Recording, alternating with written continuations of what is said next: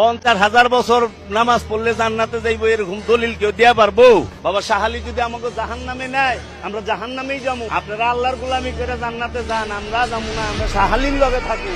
যারা আল্লাহর গোলামি করে এরা যায় দেখেন গা মানুষের কাছে বাসে টাকা যায়।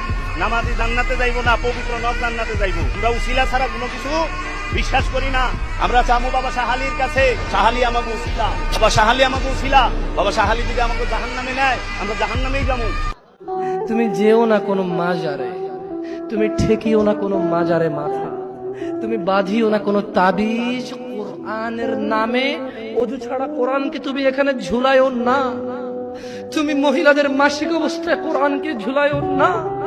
কোরআনুল কারীম এই তুচ্ছ কাজের জন্য আসেনি, শিফাউল লিল মুমিন।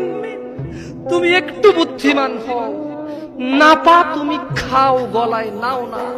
কোরআন তুমি পড়ো না, গলায় নাও। তুমি একটু বুদ্ধিমান হও, তুমি একটু বুদ্ধিমান হও মুমিন।